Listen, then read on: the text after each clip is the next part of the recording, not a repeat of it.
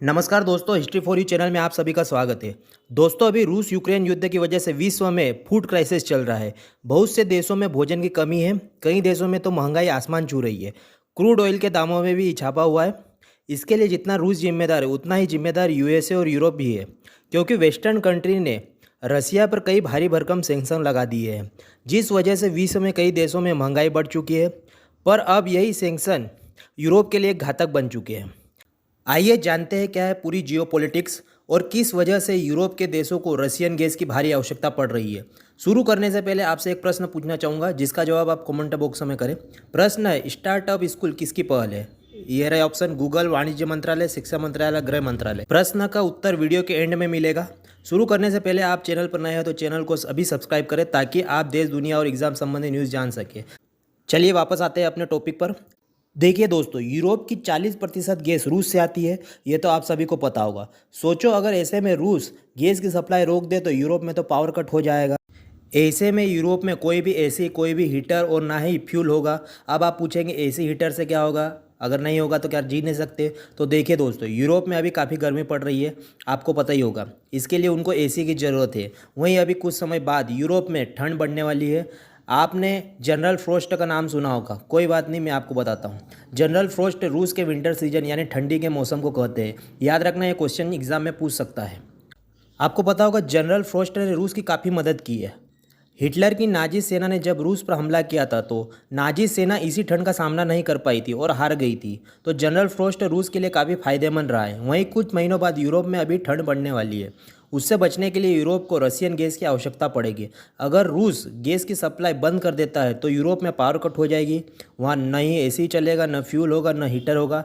ठंड से इन सभी के हालात ख़राब हो जाएंगे, क्योंकि विंटर सीजन में यूरोप का टेम्परेचर 0 डिग्री से भी नीचे चले जाता है, जिसे सब जीरो टेम्परेचर कहते हैं। ऐसे में बिना रशियन गैस के रहना यूरोप के लिए, मैं कहूँगा, एक तरह से डिसास्टर साबित होगा। अब आप सोचेंगे, रसिया क्या ऐसा करेगा सच में? तो देखिए दोस्तों, अभी हाल ही में रसिया के सबसे बड़े एनर्जी कॉरपोरेशन, जिसका नाम गैज़प्रोम है, याद रखना, ये गैज़प्रोम ने अभी एक लेटर अपने यूरोपियन कस्टमर को लिखा। इसमें उसने कहा कि भविष्य में भी हम आपको गैस सप्लाई करेंगे, इसकी कोई गारंटी नहीं है। इस पर यूरोप के बायर्स ने पूछा, ऐसा क्यों? इसमें लिखा था अनफोर्सिएबल सरकमटेंस, यानी कुछ अप्रत्याशित परिस्थितियों के कारण हम आपको गैस सप्लाई नहीं कर पाएंगे।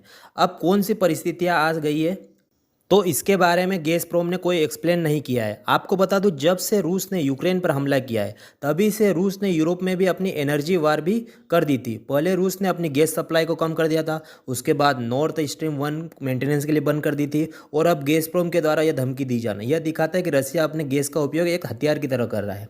अब आप पूछेंगे, यूरोप अब क्या करेगा जब रसिया गैस सप्लाई बंद कर देगा? तो देखिए दोस्तों, यूरोप को, और आपको भी लगता होगा कि रसिया अगर गैस सप्लाई बंद कर देगा तो इससे तो रसिया को ही नुकसान होगा। तो या तो रसिया यूरोप को केवल डरा रहा है या फिर सच बोल रहा है। अगर पुतिन यूरोप को केवल डरा रहा है तो ठीक है, परंतु अगर सच बोल रहा है तो फिर क्या होगा? क्योंकि पुतिन साहब का भरोसा नहीं कब क्या कर दे। तो इसके लिए यूरोप को दूसरे देशों से गैस का सप्लाई का इंतजाम पहले ही कर लेना होगा। तो दोस्तों, अभी हाल ही में यूरोप ने दूसरे देशों से एनर्जी सप्लाई के लिए 3 इंपॉर्टेंट एनर्जी डील साइन भी की है। तो कौन कौन से 3 इंपॉर्टेंट डील साइन की है, उसके बारे में हम बात कर लेते हैं। पहली डील यूरोप ने अजरबैजान के साथ की। अभी हाल ही में यूरोपियन यूनियन की chief Ursula when der Azerbaijan की राजधानी बाकू पहुंची। वहां उन्होंने डबल गैस इंपोर्ट करने के डील पर हस्ताक्षर किया। पर अजरबैजान अकेला यूरोप की प्रॉब्लम सोल्व नहीं कर पाएगा। तो इसके लिए यूरोप के पास दूसरा ऑप्शन यूएई यानी यूनाइटेड अरब एमिरेट्स है। अभी यूएई और फ्रांस के बीच एक डील पर हस्ताक्षर हुए।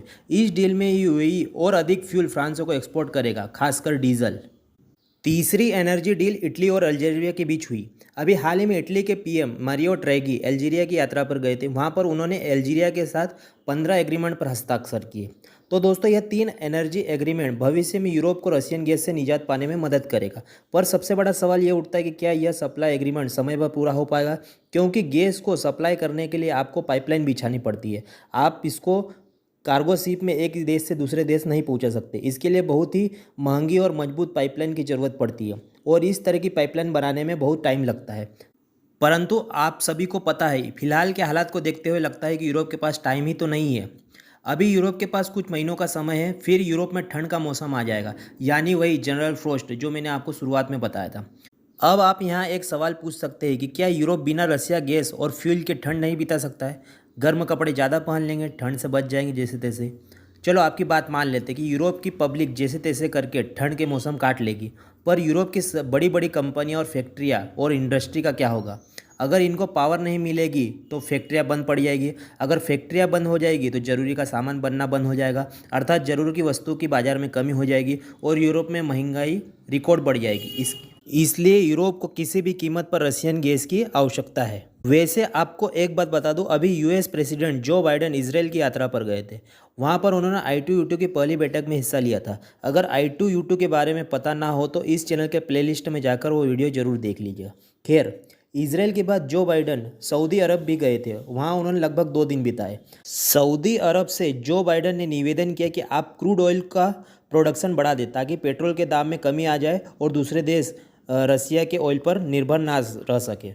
पर सऊदी अरब ने ऐसा करने से मना कर दिया है। सऊदी अरब के फॉरेन मिनिस्टर प्रिंस फैसल बिन फरमान ने कहा कि रसिया ओपेक प्लस का सदस्य है, बिना ओपेक प्लस सदस्यों की मंजूरी के हम अकेले ऑयल का प्रोडक्शन नहीं बढ़ा सकते।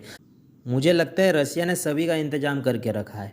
अगर यूरोप में ठंड में रसिया की गैस ना मिले तो यूरोप के हालात में आपको बता दूं बहुत ही ख़राब होने वाले हैं।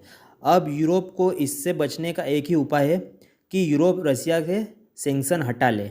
एग्ज़ाम संबंधी न्यूज़ और करंट अफेयर जानने के लिए चैनल को अभी सब्सक्राइब करें। मिलेंगे नेक्स्ट क्लास में। जय हिंद, जय भारत।